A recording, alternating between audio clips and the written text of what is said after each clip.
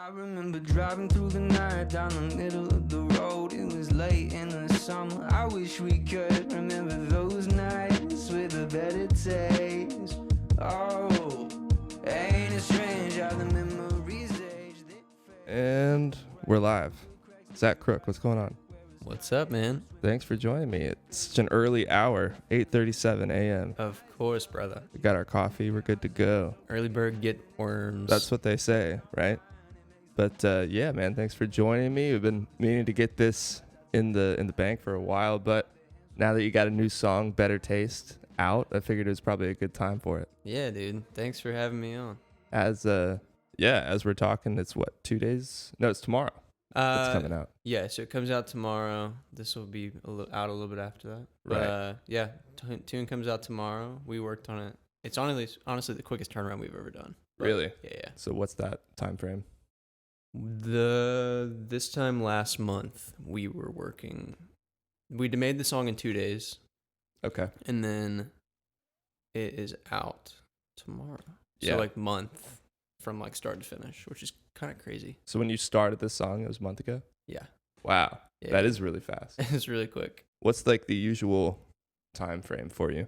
The last song that we released, which was July of this past year, we had started recording that one. And so July of 2022 is when it was released. We started recording that one January of 2021.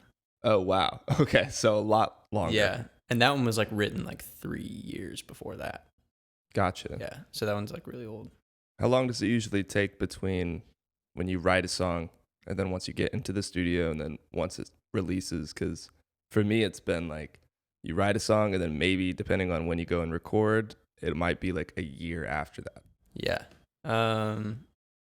Dude, it really depends. So the record that we made 2 years ago, June, some of those songs are really old, and then some of them were written in pretty real time for that record. But then this album, we're 2/3 of the way through it, and Move On is the one that I was talking about that took really a long time. That one's really old. Yeah. And then Anniversary, I finished. We did that one last September. I think literally the date was I finished writing it August 31st. We were in the studio on either September 1st or September 2nd recording that song. Wow. And then that one came out in February of this past year. And then that was the first one. That was the Anniversary. first. Anniversary was the first single for this record. And then Better Taste, I finished writing it. I actually wrote that one with Jacob Mallow, and I'd started writing it in June. I kind of hit a block, and then called Mallow up. We started writing on it a little bit for one night, and then I got it to the finish line probably a couple weeks before we went into the studio. But honestly, Anniversary and Better Taste are two of the most excited, or two of the times I've been the most excited. Yeah. And so I think that maybe that's kind of the ticket is yeah, finishing this, finish writing the song and then get in there and get the hands on. Do you do any sort of demo before you go into the studio? Not really. I'll have voice memos. Voice memo. Yeah, I have voice memos of the song, but I don't really build it out. I started to try and do that, and then it just always felt for me personally, it felt it was kind of just me running in circles. Trying to add other guitar parts or vocal. Yeah, things. I mean, I think that I've kind of learned that Zac Crook kind of operates as a band, which I'm very grateful for. That I have I've got two guys, Tom and Hamp. Shout out Tom and Hamp, Tommy Troutwine, Hampton P. Wabaz Records. We bought a zoo. No, so they became part of my live band in 2018. And then we made June together in 2020. Right before the pandemic hit, we started working on that. Mm-hmm. And then once the pandemic hit, that's really kind of all we did. Right. I say that. Tom worked on a bunch of records, but Right. me, him, and Hampton were very locked for June. And I wrote most of that record, but now I'm kind of now it's kind of coming into like I'm letting them kind of do their thing a lot more, and everyone's a lot better now, just because it's been time, you know, and like Right. we were all younger 20s, now we're hitting like the mid 20s kind of thing, and it's like we're just all kind of figuring it out and like figuring out what we think is cool, like the voice and like how we want it to sound, and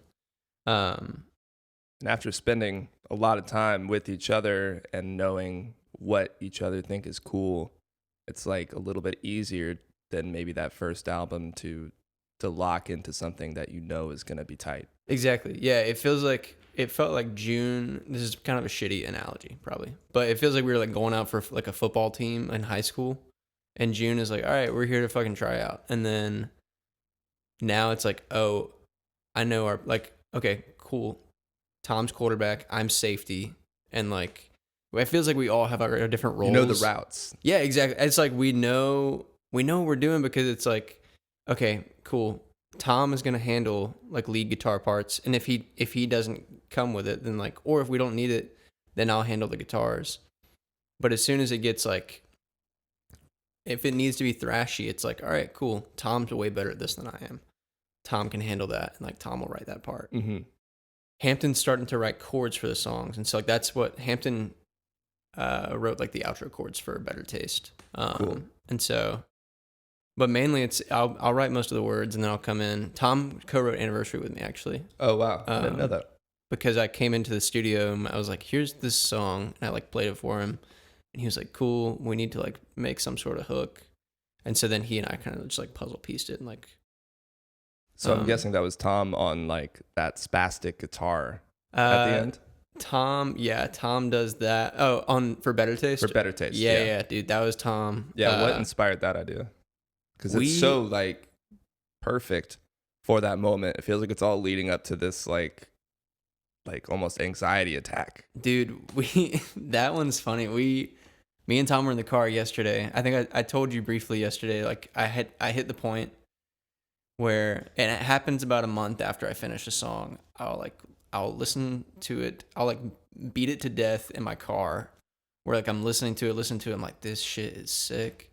And then it hits where it's like, God damn it, this sucks. It's like totally the opposite like feeling. But it had already been uploaded to like all of the internet and stuff, and it was like getting ready to release. And so I was like, well, fuck it, I can't take it down. Right. I'm just gonna like let it be. And I know I had to trust it. Like I know it's good. But me and Tom were like talking about it in the car yesterday, and that's like that got me back into it. I was like, okay, sick, this is cool.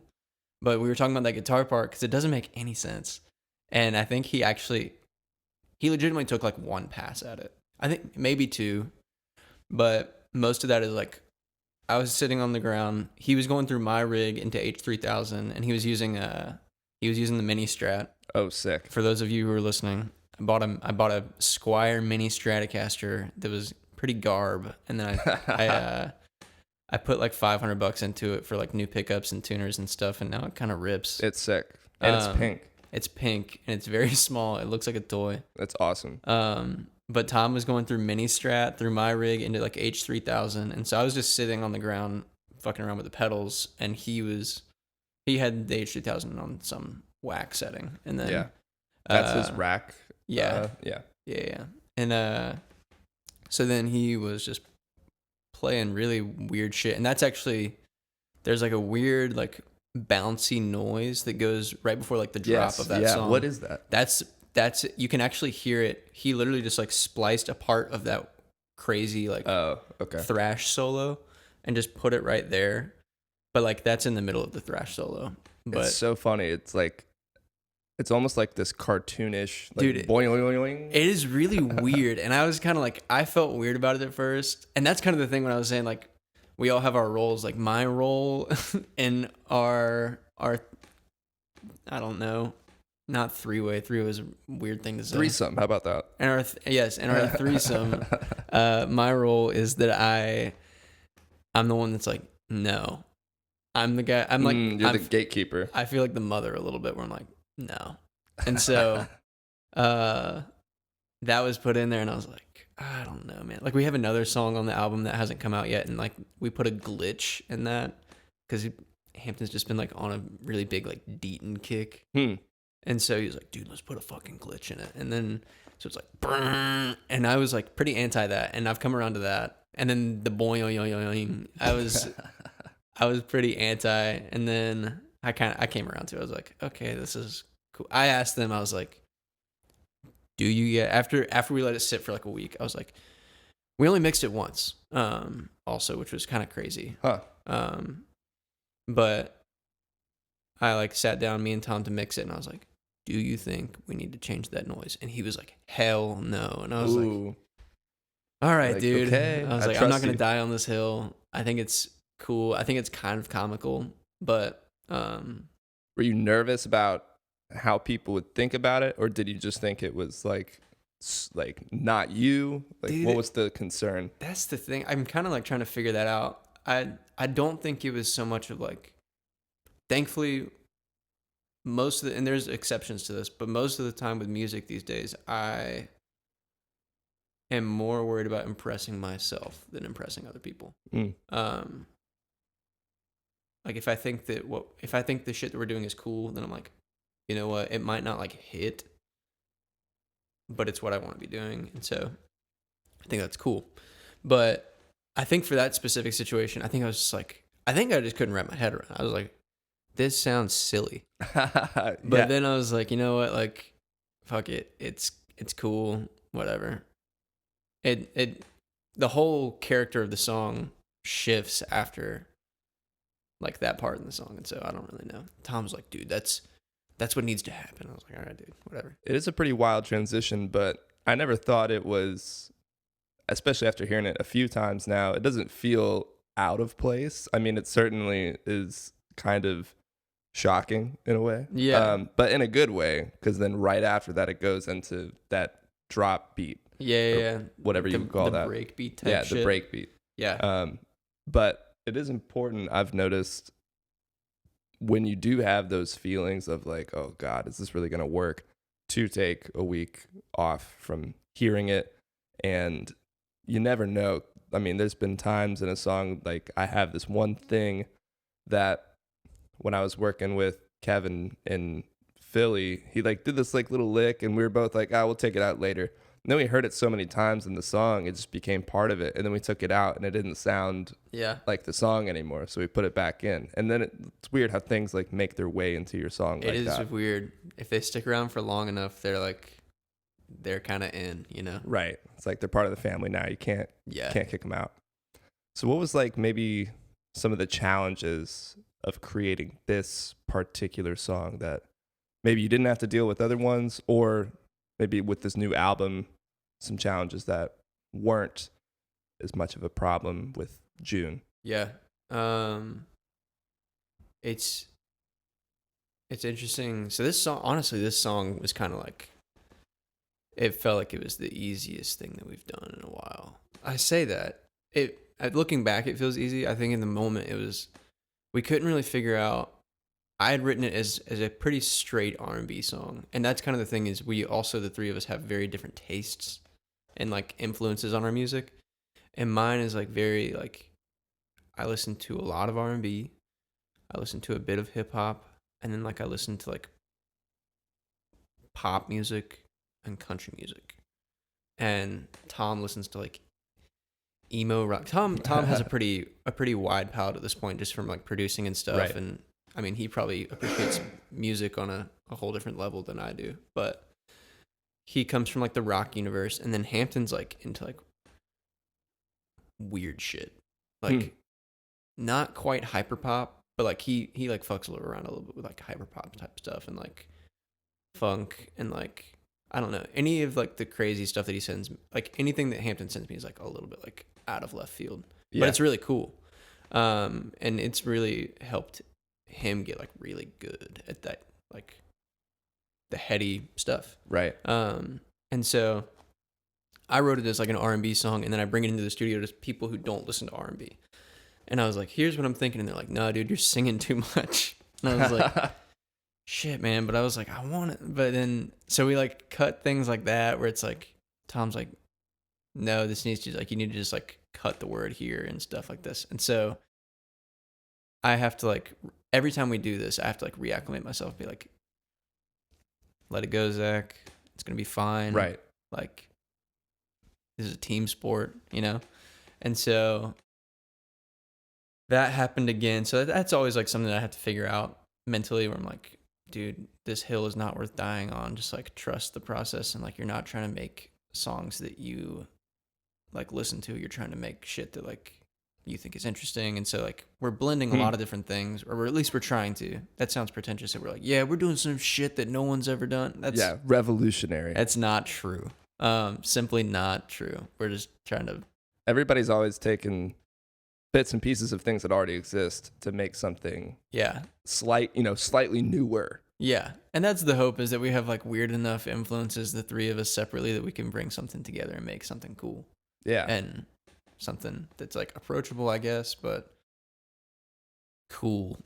Well, it's good that you have that holy trinity of different musical tastes, so that, I mean, if you have 3 dudes that only listen to D'Angelo, you're going to make a song that sounds like D'Angelo. Right. And I hear those influences. And we will fall short of that. Yeah, I mean, everyone will. And I know you all love D'Angelo, but it's good that, there you have that center, that center of the Venn diagram. Yeah. And then there's, everybody else has some shit that is a little bit more out there. Yeah. That you can pull those influences from. Yeah. It is cool to have like a true north and just be like, all right, so this is like vain, and like this is the holy grail, and we will not really try and touch that, but like let's try and like fuck around and see where we get. Yeah. But go ahead. Sorry. Oh God, my throat's all messed up. But what you said earlier about kind of having that moment of like, now don't freak out, like we're gonna change the song. You can only do that if you trust those people. Yeah. Like if you have that feeling and you don't trust those people, don't do it. Yeah. But you guys have worked together, and you know that it's going to be a good outcome. Right. I mean, that's kind of the thing, is the stuff feels equally theirs as it does mine, even though it's like the project is Zac Crook.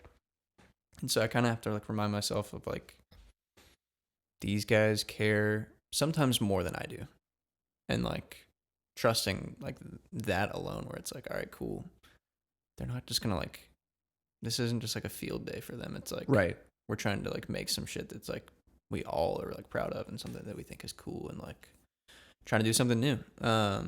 So that was definitely like a challenge of this, because this song was like pretty like vocal heavy, and like the way that I'm much like less technically inclined than they are. Like as far as like even like the way that I think about music, I think a lot more like feel than like they're thinking of like, dude, you're pushing way too much on this stuff. And it's like, oh yeah, like when I'm writing stuff, I'm not really thinking like too much about like tempo, or even I'm just like, all right, cool, this feels good, and like this is the ballpark idea. And they kind of like dissect that, and the challenge is like for me to like not feel like I'm getting my toes stepped on, or like not like, get like weird about it, Yeah. And so, sorry, my phones went out for a second. There we go. There we go. But I just have to check myself and be like, yo, this is fine. This is why we do this, Like, this is why I'm not doing it all by myself. So maybe more of like an internal checking in with yourself is the challenge. I mean, Tom has like cut a couple lyrics off this record that like I was like pretty into, but then it's like at the end of the day, it's like, okay, yeah, like this is the pop song on the record, and like I can't have like section B of verse 1 when like it doesn't really matter. And it's like stuff like that. And then also I feel like we always struggle with like finding what we want like the rhythm sound to be. And so like for like the verse part of Better Taste, it's I always thought it was going to be like a little bit more saucy and a little bit more like, I don't know. I thought it was just going to sound cooler than what it does. But it's like, it's my old acoustic. We got the Gibson on the track for the first time in a while. Cool. And so it has like a natural flutter to it, but it's like literally just like me playing like, a pretty easy, like, I think it's like a 3-string picking pattern kind of thing. And it doesn't really sound all that cool. It sounds fine, but like the dynamics of this, like when you zoom out and like think of like the dynamics of the song and where it's trying to go, it's like you don't want to peak too early. Yeah, you don't want to overdo it. Yeah. And so they're really good about reining me in with that, and that's kind of what happened. And so psychologically, I'm kind of like battling myself from like, I had this thought about this song, but now we're fleshing it out like this. But I think once we got the strumming acoustic on like the chorus section of that first half of the song, Yeah. me and Hampton and Tom like all kind of like locked, and we were like, oh shit, we got it. Right. Yeah. That so moment where everyone's like, okay, we found the path. Yeah. The way through. But dude, honestly, with that was really the only challenge that felt significant. And like once we got that, we were like, oh shit, like let's fuck this up. And so maybe like finding that identity, the identity of the song, because it can really go so many ways once you've written it and it's only you who's heard it and it's just a voice memo. Yeah. It's like the possibilities are endless, and that can be kind of daunting if you don't quite know where you want to take it. Yeah. I tried not to get too attached to the voice memos, because then like, and I send them to the guys in advance, but like obviously when you've written a song compared to like, I don't expect them to listen to that every day. Like I'm like obsessing over it in my car where I'm like, right, okay, what am I thinking here? Like they come in, they got pretty fresh ears. I've been listening to it for like a month or two. And so like I have these ideas, and then they're like, no, hear me out. And so it's good. Yeah, it's good to have that. It is good. I'm very grateful for the dynamic that we have. So in what ways, since you started, it's kind of a big question, do you feel like you've improved as an artist? I think that in terms of writing, I used to think that it was like a weird optimistic outlook on life, but also a bit maybe of narcissism, where I was like, everything that happens to me, because most of my songs are written pretty like, not many of them are narrative. Most of them are like me, you know? Yeah. And like what's gone on with me and like people that I'm involved with.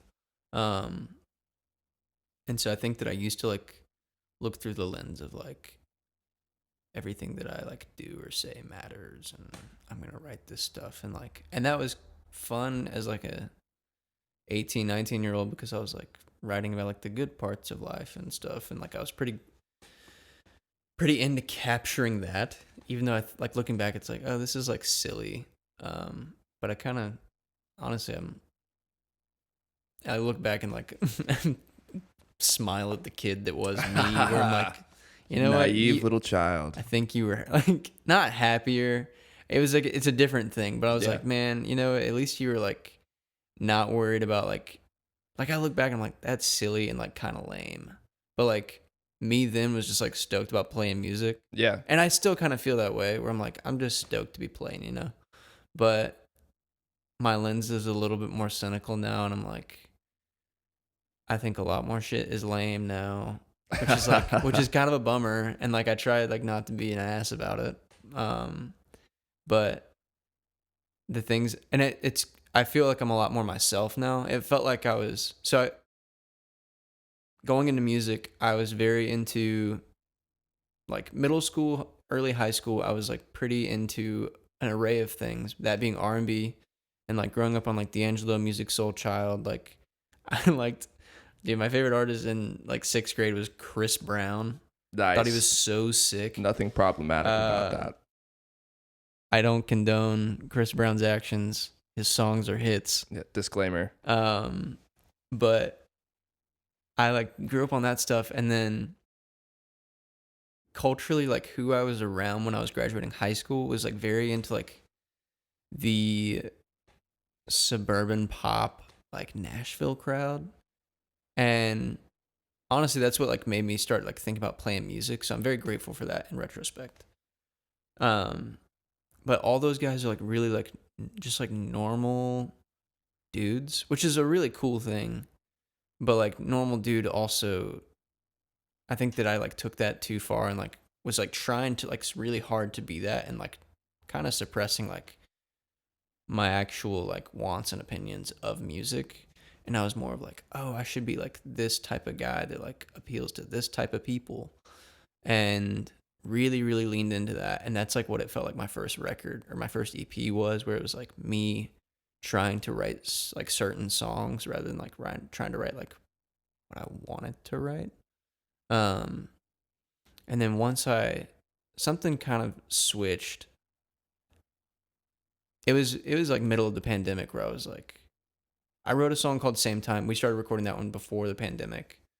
And that one was like the first dip of the toe into like this some new sort era. of, yeah, some sort of like different vibe. And we were trying to make an R&B song then, and it did not really work. Live, it feels like an R&B song. The recording, me and Tom have talked about it. I have a bunch of regrets about the recording of that song, but it's okay. There's no way that once you put out a song that you're gonna listen to it later and be like, everything is perfect. I would change nothing about this. Yeah, that one just has a lot of those, like a lot of things on it. I'm like, shit, man. But honestly, that was one of Tom's earlier recordings, and that was our first time working together, where he was at the helm. And so, all that being said, I'm still proud of it in some regard, and I think it's cool. Yeah. And it was like, that was the entrance to the era of like Crook that I feel like I'm living in now. Right. And so, once I like kind of gave up the ghost of like who I felt like I was supposed to be, and like thinking about like guys who I knew everyone around me really liked, like people were like super into Ben Rector, and I thought he was cool too. No shade to Ben Rector. Nope. Get your bag, my friend. I don't really know him that well. I feel like I've heard one or two songs. He's got songs that were like on Oprah commercials and shit. And he had Snoop Dogg on a song on this last record, which we don't need to talk about. But it's like pop, I guess. He's like pop. He's like dad pop at this point. Okay. And so, and I think that like as like an 18-year-old, I looked at my palette and I was like, all right, I am a white guy with an acoustic guitar right now, and like I'm relatively happy. I could write songs like this where it's like life is good kind of stuff. And I think that at some point I was like, dude, like all the stuff that I listened to in high school was like some sort of like more interesting music than that, you know, where it's like, I don't know, more like hip hop influence. And like, honestly, and I think that it's making a resurgence, which I'm really stoked about, but just like black music in general is like kind of being recognized for like how great it is and how influential. Yeah, dude, it's in everything. And so I think that once I kind of like realized, I was like, dude, like you can make the stuff that you want to make. Because I used to be like, oh, I can't do that. And then I was like, what the fuck am I trying to say to people right now? Like, it's just like a weird thing to like think. And it's also a weird thing to say out loud, to be like, yeah, I can't do that. And like, it wasn't out of like respect or anything. It was just like, I guess, assumption, and also probably a lot of fear. Because it's a lot easier for me to stand up there with an acoustic guitar and be like, here's something happy, and like, here's some Ed Sheeran. Yeah, for you guys. Exactly. Other than to be like, okay, this thing is like, this shit is gonna make me think a lot about like how I'm playing, and like you get lost in it a lot easier, rather than like just getting up there and playing. And so that is probably the biggest development for me personally, is like I've allowed myself to do things where I'm like, all right, look, this stuff. And I also used to be really worried about like, not many of my friends were listening to a lot of the same stuff that I was listening to.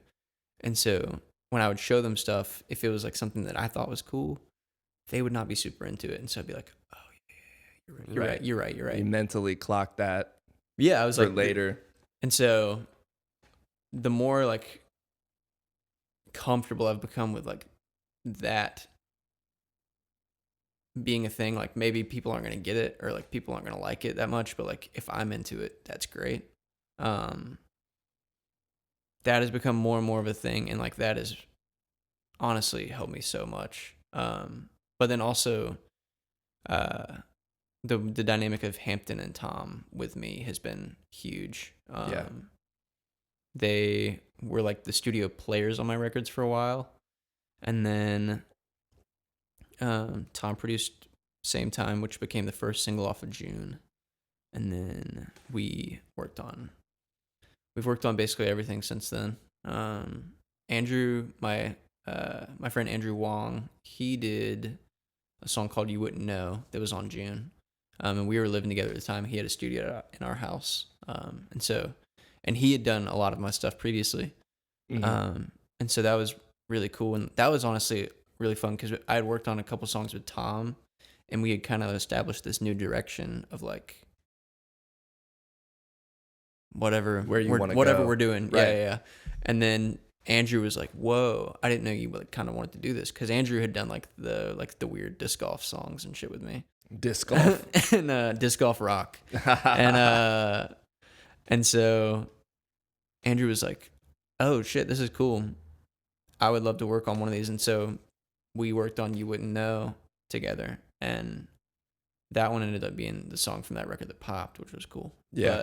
But yeah, like kind of doing like it's just I don't really know what to call it, but it's just different stuff than like what we had been doing. And so I think that's probably one of the bigger changes. The guys getting involved has been a bigger change. And honestly, from June to I listened to June the other day, and then I listened to what we've been working on. And so Tom, we made June with no real like hardware or like analog gear. That was all like plugins and shit. And wow. Like, Tom was just like figuring that stuff out. Because it was still early on in it was like in the first year of his recording process. Okay. And since then, I mean, you've seen the studio. He has it's wild. Yeah, he has a bunch of lot shit of now. Toys. And so everything takes a lot longer now because we don't do anything really in post as much as we used to. It used to just be like get the sound, like play it, and then like we'll just like mess with it in the end. And that was really fun because we moved really quickly.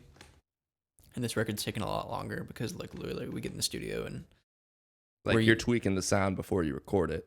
Yeah, for like hours. And that's kind of Tom and Hamp's lane. And so I'm just kind of like sitting there and like chilling and like go grab a coffee, working on the song maybe, and like trying to like bounce some ideas here and there, but like they're really kind of like trying to dial that in. Especially Tom. But when I was listening to June and then I was listening to the new stuff, I was like, the new record is better. And I think it's because I'm very hesitant to let people get involved with my shit, but I'm getting better about like, I've selected, all right, Tom and Hampton are like really the two people that I will let work on my stuff with me right now. And now I'm like kind of like it felt like, okay, I'm letting them work with me. And now it's more of like they are working with me, not like I'm letting them work with me, if that makes sense. Yeah. It feels like there's no longer really a gate. Like Tom writing on Anniversary, Hampton writing on Better Taste. And then I like, when I was working on Better Taste, I specifically knew that Mallow was going to be the one that could help me get it to where I needed it to be. Yeah. And we had a really pretty short writing session one night, and he was like, he told me, he was like, yeah, dude, I'm sorry, like I couldn't actually like help you. And then when he left, I was like, oh, I think we got it. And so like within like the next couple of days, I had finished the song because he had thrown enough on it for me to like kind of like, and and so sometimes it doesn't all happen right then and there. Yeah, exactly. It's like you have to spend those few hours cultivating it. Yeah. And then a day later, all of a sudden it's like, oh, now I got it. It all clicks. Yeah, exactly. And that's how kind of that was. But the more that I've looked at it, June was like pretty exclusively me writing on stuff and like a lot of my ideas. And like me and Tom, it was very, very collaborative. Don't get me wrong. I don't want it to make it sound like that was me. But all Zach. But because I mean, they do so much. But most of the ideas and like the vision was me for a lot of it. And now I'm kind of like realizing how much I've kind of let go a little bit more on this record. And it's way, way, way, way for the better, you know? Yeah, that can be a hard, power struggle internally to allow people to get, to get their hands on what you've made, because they could make it for the worse. Yeah. But if you know that they're going to take care of it the way that, Hampton and Tommy do, then you can let it go. But even still, every time it's a struggle to allow yourself to hand this thing that's so personal and special over to somebody else. Yeah, dude. It is tough. But like I said, when I did like the A-B side by side, I was like, oh, that's why this is better. Is like, right, they're a bit more involved, and like this isn't just like my ideas, because my ideas are pretty limited in the grand scheme of it. It sounds like, over the years you found the team, Yeah. you built your team, and you also feel maybe more comfortable embracing what you like as opposed to worrying about what other people are going to like from you. Yeah. So we were making June, and this was in May of 2020, and one of my favorite records still, it came out then, and it was called To Let a Good Thing Die. It was by Bruno Major, and he was a big influence on June for a couple of the songs. It was a direct influence, but I was listening to an interview with him because he released the album in the middle of the pandemic. Like it was 2 months into like quarantine and shit. And someone was like, "Why did you do that? Are you worried about it being successful and stuff?" And he was like, "I have like gotten to the point where an album like that album is already successful to me because I think it's awesome."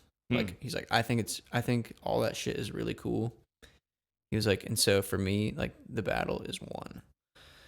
And that was kind of like, that kind of became my mindset. And that's kind of like where I've gone to, where it's like, if we collectively think this shit is sick, then like, we're doing great. Yeah.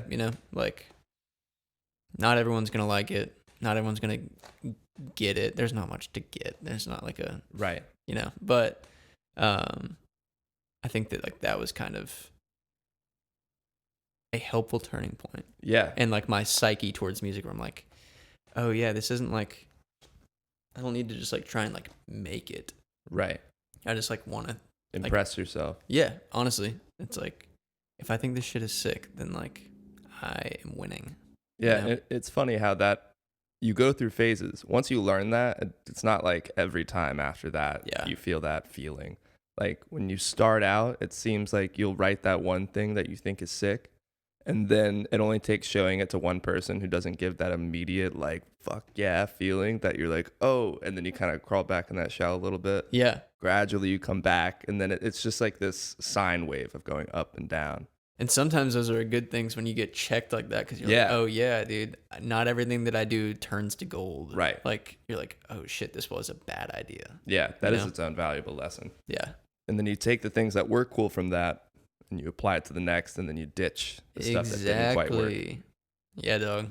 It's all puzzle pieces. Mm-hmm. Every song is the same song.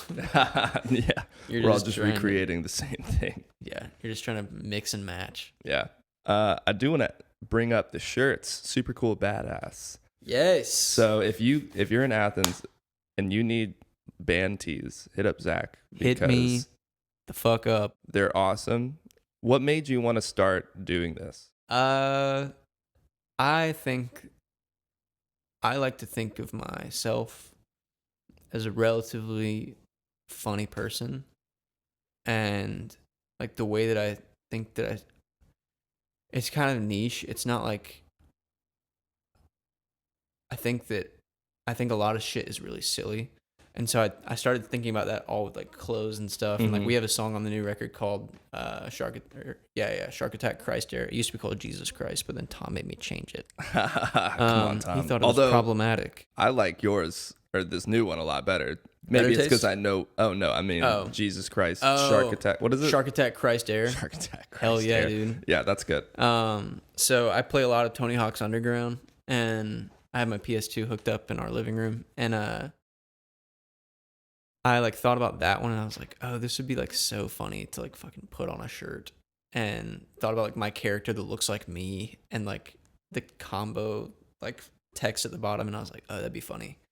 And I was trying to get like this show at the theater, the bigger venue in Athens. I was trying to open up for this band over the summer, and I was like, it was a pretty tight window. And I was like, shit, I don't really have a ton of money. I need to figure out how to print merch for this show because that's the only way I'm going to make money on this show. Right. And I mean, when you screen print, you can only do like so much of like, you have to print minimums and stuff. And like, I only wanted to print as many as I could sell at that show. Right. And so I started doing some research and stuff. And then I found this girl on Instagram that was doing stuff that was like kind of weird, but it was definitely pretty funny. And it's like her own lane of design and stuff. And I was kind of just studying videos of like how she was doing it. And she had a heat press. And I was like, I knew what a heat press was because I was like, oh, that's how you make shitty shirts. Right. That are like super like vinyl-y and like, like it's weird. It like feels like you're wearing like this plastic square. Exactly. Whatever. And so I was like, fuck that. That's lame. And then I like started looking at her prints and I was like, whoa. I was like, these don't look like that though. And so I started doing more research on it, and like everywhere on the internet is going to tell you like the safe way to print it, I guess. I don't really know if safe. I'm not like a dangerous guy. I feel like that made me sound like I'm living on the edge here. But with like shirts. Yeah, by printing t-shirts. But it was like, it's basically like, oh, you want to print them at 300 for 15 seconds. But then I looked at what she was doing and I was like, whoa, texturally, like that looks really cool. And like, it looks like it's in the garment. Right. And then I like zoomed in into the background of her, like she's in the foreground, like talking or whatever. And I'm like pinch zooming into the back of the video. And I'm like, what are her settings? And like she investigation. I was up to like 3 a.m. just like laying in my bed. And I was like, and she was printing at like 450 for like 40 seconds. And so I was like, whoa, I wonder what would happen if I did that. And then I kind of figured out that like that burns it almost like basically into the shirt. Like all the ink goes into the actual thread rather than like sitting on top. And it feels almost like screen printing, but I can do them at like minimum. Like I can do, if like one of our buddies needed 8 shirts for a show that he was playing in town. He was like, yeah, I'm just gonna like try and sell out of them. And so like I can do those no problem. I hand cut everything, and then I like print it. And I can also do like full color with like no like extra charge, which is cool. Yeah. And so like that guy specifically, he had been like doing collages and stuff for all of his posters, but he's never been able to print a collage because of like the colors and stuff and like the color limitations of screen printing. And so he was able to do a collage, and I'm really stoked about how that turned out. Is this Canon? That was Canon. Yeah, those shirts were sick. Dude, his those were really great. cool. Yeah. He like turned it into like a National Geographic cover. It was so sick. So did you ever think that you would be doing this for other people when you bought the hot press? I knew it was a possibility. When I bought it, I was like, it was a pretty low risk, high reward purchase. I like kind of did the math. I was like, all right, if I can sell like 20 shirts of my own, I will have made the money back and it will have been worth it. Yeah. And then I was like, and then I can always do my own merch, even if no one else ever trusts me to make their merch. And I think I had like an insecurity of like, people are gonna be like, oh, Zach's just doing a thing again. Like, right. And thankfully people have like kind of taken me a little bit seriously enough to like, and it's funny because there's like no rules. I'm like kind of just making, like, we're doing shirts for Tom that are like Lego Star Wars. Yeah. Like I'm getting to do like the dumb, silly shit that I think is really funny and like pretty cool. Yeah. And all these ideas, I'm like, oh, I would want this on a shirt. Now I'm like actually getting to do that. And I'm kind of just like last night I did one for Carmen. That it was I like saw the Hotel Fiction the shirt. Bass Pro shop. He had been asking me for a custom like Hotel Fiction shirt. He wanted Harley Davidson. I tried to like mock one up and I couldn't come up with something that I thought was cool. And then it like snapped and I was like, what if I just put it on the Bass Pro logo? And I think that was really like, that shit's like funny and like cool, and like the bootleg stuff is really cool. And so I'm getting to do that, and I'm kind of just like shirts like that. I'm like getting to like print them and then like be like, all right, show these to whoever, right, and hopefully they'll hit me up and like. Yeah, it's literally like wearing your business card. Yeah, essentially. It's cool, and so it also is like, it motivates me a little bit more to like make cool shit. Yeah. I haven't really at this point I haven't really printed anything that I'm not proud of, which I'm pretty stoked about. So, but I'm not designing everything. But. Yeah, I'm still very partial to the Rad Pit t-shirt. Dude, the Rad Pit shirts. I printed one of those this week actually for a guy. Oh, really? Yeah. See, one of these days you're gonna know you've made it because you're gonna get a cease and desist letter from some celebrity or company. I know. That's why I'm intentionally staying small. Right. Yeah. Don't stream my shit. No. Yeah. I can't. Keep it I've hipster. got a t-shirt business to worry about. God forbid cool, music badass. works out. Yeah. Super cool, badass prints. What's something that somebody wouldn't know about the struggles of making, like, printing t-shirts? There's a recipe for every fabric. Oh, meaning like, and I've got to figure it out. The temperature? Yeah, like temperature. The time? It's temperature, time, and pressure. And so I'm doing 55. I'm doing the biggest order that I've done yet, which is 55. Damn. For a guy in Chattanooga, Chase. He's in a band called El Rocco. And I definitely fucked one of their shirts up yesterday. I knew I fucked it up. And so I was like, all right, this one's going to be the testing ground. And so I just like printed a bunch of shit all over it, trying to like figure out and like smart. dial in. Yeah. That way I wasn't wasting more than one shirt. That makes a lot of sense. And honestly, the test one kind of came out sick. It looks like very like, there's two different prints that I'm using for the shirt, and they're both just like all over. And like I did one on the sleeve and stuff, and it kind of looks cool. I'm going to throw it in with their order. But yeah, I mean, the recipe thing is tough. I'm learning the hard way that like the thicker the shirt, the better. And I tend to think that like thicker shirts, I like the fit and like the feel of like thicker cotton better anyways. And then also my method of like the heat press method of printing on like white and like lighter colors in general is one way, and then printing on dark is a totally different thing. And the dark stuff so like I said, I figured out like the cheat code of like printing on the light stuff where it's like literally like burn it or like bake it into the shirt. With the black you can't really do that because you're literally like ironing on like a sticker kind of thing. Yeah, it's really weird. The one you did for Tommy with the Lego Star Wars thing, that was a dark shirt. That turned out pretty well. That one, it looks really good in the photos, but if you felt it, it would feel kind of weird. Okay. And that's like something I'm not stoked about. Does and it I don't feel really want vinyl-y? Yeah. Okay. And I just don't really want to sell that. And so I've had to turn away a couple people, just be like, hey, I'm sorry, I can't do black or like dark right now. And at this point, I've only been doing this for like 2 months at this point, but I'm kind of putting it on pause where I'm like, I'm just going to tell people I don't do that. And if that's a deal breaker, no sweat. I understand. Yeah. I'm really sorry. But if we can work something out, then like, let's try and do this other idea. Or like, that's really responsible. You could just take their money and then be like, hey, sorry, this is what it is. I don't know. I mean, the two thoughts of making shirts, well, the original thought was, how can I help myself out? And like, how can I, like print my own shit? And now that I'm like shifting towards like printing other people's stuff, I'm trying to do like, how do I look out for them and how do I make something that I think is cool and like that I'm proud of? And so I'm printing for really cheap right now, and I'll probably have to go up on that. What's the price point? Let the people know. Dude, I am printing at like a clean, depending on the day that you catch me, like $7 per shirt. I have people supply blanks, so I get a bunch of shirts shipped to my house from random people. Not random people that I've talked to through the internet. They ship the shirts to my house, and then so they buy the blanks, and then I charge $7 per print per shirt, and then for front and back I do $9. Okay, because it's just really labor intensive. Like I'm hand cutting every design, and then I'm hand placing and like I'm measuring everything out every time, and so it is a pretty labor intensive thing, but it's fun and I'm enjoying it a lot, and I'm here and there I get to design some of the stuff that I print, which is a lot of fun. And yeah, I mean, it's cool. I'm trying to just keep cost low because I've been printing merch for my own stuff for years. Not like I haven't been printing it, but I've been having to like pay people to print it. Right.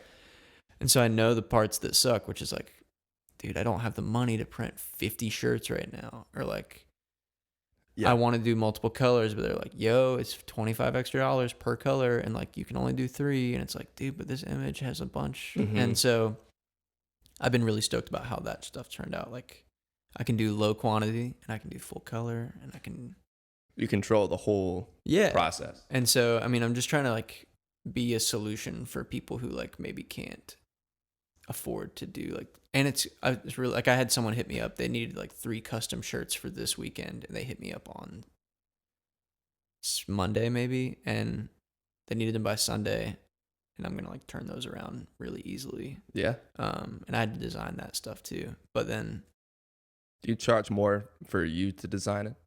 I haven't really yet, but like for bulk orders, I was saying like $7, but then like for like really small things, obviously the prices go up. Like if someone's trying to sell their shirts as merch, right, I'm gonna give you like a really low like cost, because I understand that. But like if someone's like, hey, can you just like make me a shirt? It's like, yeah, and I designed it. Like, can you just toss me like $20? Yeah, you know, it's like what a regular I'd shirt say that's fair cost. And so I'm trying not to like gouge any people. Right. Like, I want it to be fair for all of us, and like, I don't know. I want to just have a good time and make some cool shit. Yeah. And so super cool, badass print. Hit them up. Hell yeah, baby. Hit them up, baby. If you're in Athens or not in Athens. Yeah, I've had a bunch else. of Atlanta, a bunch of Chattanooga so far. He's taking over the Southeast region. Anderson, South Carolina. Yeah. I don't know. I'm Sick. taking over the Southeast, baby. Well, I'll get mine to you soon. I'll give you my design soon. Hell yeah. So before we go to the last 5, I've been doing a thing where I ask you, the audience, what I should ask my guest. So we got a few responses here. Ooh. Let me read them to you. What do we got? Okay. So Isaiah Langdon says, Cool. Georgia Theater or 40 Watt? The theater is better. I still haven't been to the theater yet. I've only been to the 40 Watt. Okay. Wes, Wedge the Pedge, shout out, says, he's got 3 questions in one. Toothpaste before water? I'm fucking crazy these days. No water. No water at all. Just the saliva. Yeah. That is pretty crazy. I'm going to try that today. Okay. Milk or cereal first? Cereal and milk over top. Yeah, agreed. Pineapple on pizza. I don't, but honestly, I don't care. Yeah. I don't care if you do it. That's such a, I'm not but like you don't do it. I'm not a pineapple guy. Pizza is a real delicate thing to me. I am pepperoni. Yep. Because I think that if it's a good pepperoni pizza, that's the best pizza you can have. And then sometimes I'll put black olives on it. Ooh, yeah. Because it's a little salty. I agree. I mean, you can't mess up. Well, that's not true. You can mess up a pepperoni pizza, but a really solid pepperoni pizza, it's kind of hard to beat. Yeah, it's like the best. You don't need to get too fancy. Iteration. Yeah. And I'm with you on the black olives for sure. Jay Cherfoli says, what % complete are all your Lego Star Wars story modes? So I only own the original Lego Star Wars game. Okay. Yeah. So it's just episodes 1, 2, 3. And story mode is complete, baby. I don't have all the mini kits though. The mini kits? Yeah. What's that? It's like all the pieces that like build like these crazy ships and shit. Oh, okay. So basically, 100%. You have to like, with that specifically, damn, I'm only into like 3 video games, guys, and they're all like 20 years old now. Tiger Woods, PGA Tour 03, Tony Hawk's Underground, and then Lego Star Wars and Simpsons Hit and Run. Oh, I didn't know that. Dude, we got to play that sometime. All right. Yeah. I'm on the last level right now. Okay. Yeah, that game's fucking hard, dude. As a 25-year-old, I'm like, how did I play this as a child and like try and beat this game? Yeah. I've tossed my controller a couple times. It doesn't surprise me. I've seen you play Tiger Woods. And, oh yeah. What was it? Super Tiger was. Dude, that's tough for some you. bullshit. You have to beat Super Tiger Woods. Oh my god.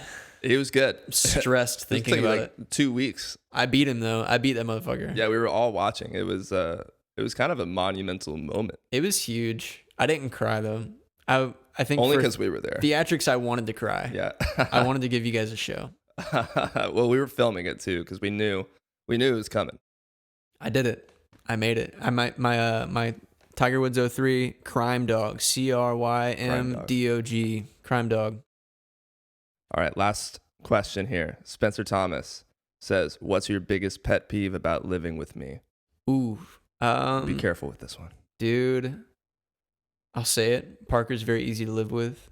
Oh. I don't know if I necessarily have a pet peeve, but I will say that I don't share a bathroom with Parker, so I feel like bathroom is like where a lot of like, where a grunt, like a, Yes. the brute, I don't know if. It's very easy to have a It pet is. peeve with somebody if you share a bathroom with them. Yeah. And when we moved in, me and Tom knew each other a little bit better than like we knew the other two guys, which Parker wasn't originally with us, but we didn't know Carmen and Ethan all that well. And so me and Tom were like, okay, we're going to share a bathroom. Right. Because we can take care of this shit and like, we can communicate about it, whatever. And so me and Tom have been sharing a bathroom, even though it logistically doesn't make a ton of sense. Yeah, he's got to walk a long way to get there. Sometimes he cuts through my room though. But I guess I don't really have a pet peeve with Parker. There, I said it. Ooh. I don't have beef. He's playing it safe. He knows I can cut off this interview anytime I know. want. He controls my career at this point. Yeah. He won't has ever the work high in this ground. town again if he insults me. No. No. I'm sure there's a few. You can No, you can dude, tell you're me really good off about air. refilling the Brita filter. Yeah. He's a clean guy, I try. quiet. It's awesome. It's like I'm not even here. You should get you a You should get yours today, Parker Wheeling. A mail order Roommate. Parker. A mail order Parker. There we oh go. my God. All right, that's going to take us over to the last 5, where I'm just going to ask you 5 quick questions and we'll be done. Hit me. Number 1, in the studio or playing live? Right now, I prefer being in the studio, but What overall, about the studio? Overall, live. Okay. Studio, I like the studio because it's not playing in front of people. Yeah. It's a little more comfortable. And I like playing in front of people because that's like what actually keeps you going, you know? It's like the energy's right and like it's fun to do shit for people. Like selfishly, it's like good to feel good about yourself in front of other people and like totally do the things that you care about. It is a yin and yang situation. Yeah. Each of those situations is very selfish for me. I'm like, yeah, I like being in the studio because I like doing cool shit and like stuff. Like I like making things that I think are cool, and then I like playing in front of people because I like impressing people and impressing myself. And yeah, you know, I mean, I can't disagree with you there. I'm all about the studio in general because I can just relax and make something that is new for me. But having just started playing live again, I'm like, oh yeah, this is a great feeling to be like in front of people. Yeah, dude. And sharing that and creating that environment for people who are come to see the show. It is its own high. Yeah, for sure. Definitely. Question number 2 is, what do you think is a perfect album front to back?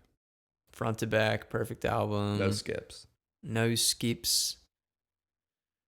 All right, we've talked about them a couple times. I think that D'Angelo has 2. I think Voodoo people are like, this is the best album of all time. Mm-hmm. Black Messiah was released at a really important time in my life where I was like a senior in high school. Yeah. And was like really getting into music for the first time. And so I think Black Messiah is probably up there for me. And then we don't have to dive into it. I think there's a couple Kanye records that are that way. Yeah. Yeah. Yeah. I know it sucks. It's controversial to say that. Yeah. But I mean, musically, you just, you can't argue with it, you know, musically only. All right. Yeah. But I remember when Black Messiah came out because I didn't know D'Angelo at all. And my friend showed that to me. And it was, I can't remember the name of the song, but it's the piano. There's like, dude, Sugar Daddy. Yeah, dude. Yeah, like, what dude. is this? That shit's sick. crazy. Yeah. I played that for my brother. So the day that album came out, I had like downloaded it on iTunes. I bought it on iTunes, had downloaded it to my iPod because I didn't love it. Or no, I guess at that point I did have an iPhone. Okay. So it was probably on my phone. And I was playing it for my brother, and he was like, "Dude, turn this shit off." He's like, "I don't even know." He was like, "I don't even know what this is." And I was like, "All right, man." I love I how was like, that's "Neither a do I, reason though." to turn it off. I don't know what it is. Yeah, I was like, "Dude, I don't really know what this is either." I was like, "But it's so sick." And I've been listening to D'Angelo for a while, but like, I still don't even all the way get it. But it was like, I just knew. I was like, "Oh my god!" Yeah, you just feel it. It's so sick. Very soulful. That Yeah. album is great, but I still haven't listened all the way through Voodoo or Brown Sugar. Wow. I've heard songs, but never Yeah. the whole thing. They're great. Yeah, I know what I'll be doing today. Yeah, dude. I Question have a number, bootleg documentary I can send to you as well. a bootleg documentary. About D'Angelo. It's Oh. got like all the subtitles are like from the Netherlands or something. But Okay. Yeah, send it over. Question number 3. Who's your dream artist or producer to work with? Tommy Troutwine and Hampton P. Great answer. Yeah. No. Realistically, I think that I don't think I'd want to really work with anybody else right now. I'm sure that I'll become more confident and grow into something else maybe. But I'd like to make music with them as long as I can. Yeah. Artist. I don't know. I think it'd be really cool to work with. Dude, I don't know. I'm cynical here. Yeah. I'm like, oh, it'd be so cool to like be in the room with a guy like Frank Ocean. And then I'm like, Of course. dude, if I got in the fucking room with Frank Ocean, I probably wouldn't talk. I'd be like so fucking scared. Yeah. I don't have this swagger to be like, yo, what's up, man? Like, Right. let's Dap make him up. something. Yeah, I'd be like, what's up, dude? And then just like sit in the corner. Right. So realistically, I don't know if I'd want to work with anyone that's not my friend. Right. I feel that. I mean, it's such an intimidating situation. You know, the 2 I wrote down I'd like to see would be Matty Healy and Whoa. McGee. Dude. And both of them, if I was there, I would also be like, you know, sitting in the corner and like scared to say anything because they're legends. They're both kind of scary figures. I think if I could acclimate, if I could spend the summer with people like where we like kind of like live in the same town and just like pass by each other and we're like, yo, what's up? Good to see you. And then like kind of organically make Quote, friends unquote. with them. And then it's like, okay, let's make some music. That would be cool. But to cold walk into a room and be like, all right, let's make a record. What do we got? Right. I don't have that swagger in me at all. And so, Tommy Troutwine, Hampton P, locking that in. Lock it in. Final answer, Tommy Troutwine, Hampton P, Wabaz Records. If anybody in Athens or outside of Athens wants to work with them, highly recommend it. Everything they make is great. And his DIs sound awesome. Amps are no good, but his DI sounds so sick. He uses a lot of DI? I didn't know that. He doesn't. That's why we hear the amps in the living room. That's why I was like, what? Use the DI if you record with Tommy Troutwine. Yes. His roommates will thank you. For our sake. Yeah. I won't have to go take long walks. No. We call him Long Walk Whirling. That's right. That's what they call me. Question number 4. What's on your musical rotation right now? Right now. I mean, this past weekend it felt like it was all just like the new 1975 record. Yes. What are your thoughts? I think it's really cool. I do kind of miss the full spectrum of like fucking weird punk songs, like country songs, Notes like from a conditional form. Dude, I miss like the house beats. I miss like the weird R&B sample songs and like, but I love the record. It's cool. They're just really good. And I've said it before. It sounds like a silly thing to say out loud, but I think that they're probably one of the more important bands of our generation. I think there's definitely an argument to be made for that. Yeah. But their body of work is insane. Yeah, it's crazy. Like, I find it hard to say that Notes on a Conditional Form is like an amazing album, but what I do think is cool about it is that it's kind of like the White Album where it has something for everyone. Yeah. You can find, like, I like a few of the songs, and I've known I liked a few of the songs, but I couldn't get past, like, I could never listen to it start to finish because I'm like, there's 4 orchestral pieces. I don't need to hear all of them. It is a bear. Yes. But it's beautiful. And I think I'm also very grateful for them specifically because it feels like that was the first time like I listened to like an album, and I was like, not that specific album, but like a couple of like their different things where I was like, I mean, they'll release singles and you're like, this doesn't make any sense. Right. I mean, they put out Part of the Band and we were like, what are you doing? Yeah. It was like, this is cool. It makes a lot of sense in the context now. Exactly. But like when they would put out singles and stuff, I'd be like, this is like not like 1975, like they're a rock band. And then they became a pop band. And now it's like they're just a band. And there's no genre. And that was a very like alleviating feeling where I was like, oh, dude, you can do whatever you want. Right. Like you can do whatever you want. Like no one, like genre doesn't fucking matter. And so we're just literally trying to make songs. Yeah. Make that into an album. They do embody that, I will say, which is cool. So that's why I think that they're really important. But I've been listening to that a lot, and then I've been listening to a lot of I have the CD from the thrift store. I got it earlier this year, but I've been listening to a lot of the Miseducation of Lauryn Hill. Oh, okay. In my car, and then one other thing. What have I listened to? Probably like I listened to Graduation a lot last week. Yeah, we were listening to it in Canes. Oh yes, we were in the Canes the Canes line, and we're getting graduated. You could usually finish a whole album in that line. Dude, it is crazy. I went again last night. It's an epidemic. Yeah. It's awful. It's pretty good. It's awesome. But it's tough to convince myself to go wait in that line. Yeah, that is very. I'll just go to Jimmy John's. Jimmy John's, man. Right next door. There's never, ever a Freaky line. fast. That's right. Shout out Jimmy John's. Yes, shout out. All right, last question here. What is your favorite decade of music? And alternatively, what's the worst decade of music? Cool. Let's talk, man. I don't really know.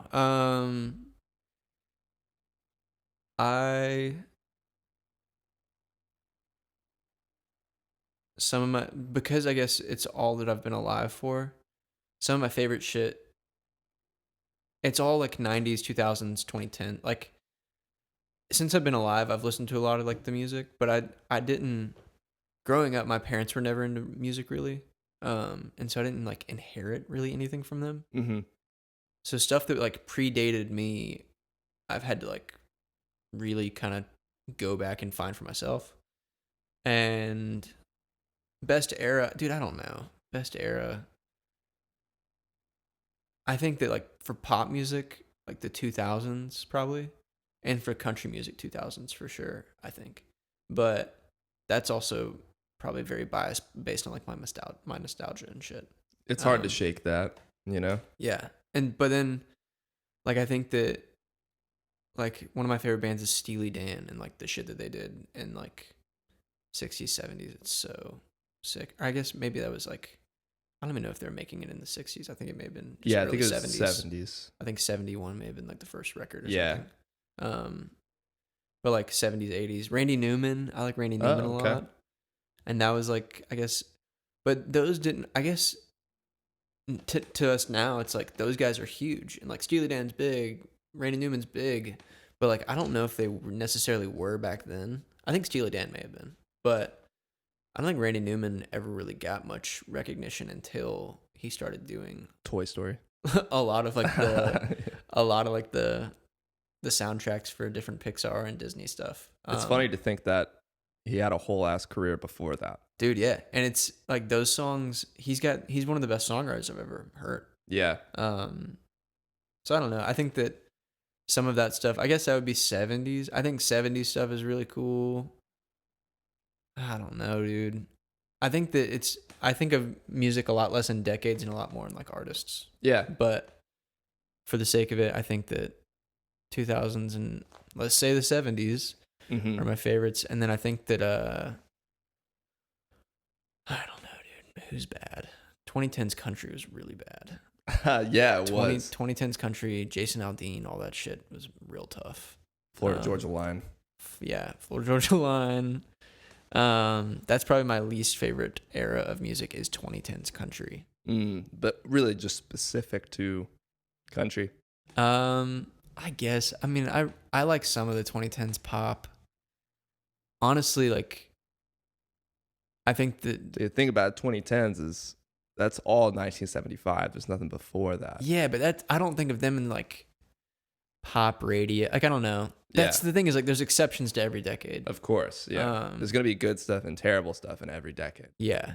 And honestly, I think that we're living in a very fucking weird time where like songs are popular because of TikTok, and that makes me want to walk into the ocean. That makes me want to. And they're popular for like 3 days. Dude, it's and like there's like mashups and shit. I'm learning all this. I'm not on TikTok because I'm better than it. Yes. Yeah. If Because you're I'm on TikTok, we're pretentious. better than you. Just kidding. I'm on TikTok. I'm kidding. Follow On That Note on TikTok, by the way. follow my man. Yeah. No, TikTok, I feel like I was just a little bit too late to the game, and it just stresses me out. Totally. Yeah. And I already like Instagram is enough for me to try and keep up with and like try and like keep people interested in what I'm doing. Yeah. And it feels like a hellhole. And so I'm not on TikTok, and I feel like an old man. And then I'm like learning from like my girlfriend, like, yeah, so like these songs are hot right now because of TikTok. And then I'll look at the streams, I'm like, God damn. I was Right. like, they have 4 million streams on like Insane. Spotify out of nowhere because it got like played as a sound on Right. which doesn't make any sense to me. That's I don't know the why verbiage. they call it sounds. I don't know, dude. I think that maybe we were living in the worst era of music right now. Is what I'm We getting might at. be. Yeah. That like the way that music is consumed is just super, super odd, very cheap, whatever. It seems like it's going well for consumers, so I will get off the soapbox. I will. Yeah, I'll say, to play a little bit of devil's advocate, I think what is good about the 2020s so far is that, in terms of music, is that for creators, you can do a lot by yourself in your room with a laptop and an audio interface and all that. So like in that way, even though it's been sort of cheapened by social media and just accessibility, that accessibility does allow people to create stuff a lot easier than you could in the 60s, 70s, 80s, For sure. 90s. Yeah, there's like a lot less gatekeeping, which I think is a really good thing overall. Right. It feels like you just can't get. It feels like everything is swinging where it's like too much on the gatekeeper side, and then there's like so much freedom that like, I don't know. It's hard to keep up with. Yeah, it just feels like there's got to be something like. I think it's still going on. You just don't see it a ton, but it's like where like someone has like the creative freedom of like doing whatever they're doing out of their bedroom, and then like having someone come alongside of them and like help guide them or like help fund them or whatever it might be, I don't know. In a dream world. Yeah. It seems like there's no rules. Like you can make it in any way. You could do everything you think you're supposed to do and not get an inch closer to your goal. So you might as well do what you want and have fun doing it, because you really don't know what's gonna happen. That's it, bro. I'd say on that note, let's cut this interview. It's been a blast. Zac Crook, thank you for joining me. Thank you for having me, Everybody go brother. listen to Better Taste, the new single out right now. Thank you. Make a TikTok with it. Hell yeah. Put that shit all over TikTok. Let's make them viral. TikTok, make me famous. All right, Zac, thank you again for joining me. Thanks, Appreciate John. it, dude. Yeah, thank you. So much fun. You made it so damn hard. Thank you again for joining me for another episode of On That Note with Parker Whirling. If you haven't yet, please make sure to like and subscribe on YouTube and Apple Podcasts, and you can even leave a comment down below to let me know who you're listening to. On that note, I'll see you guys next time.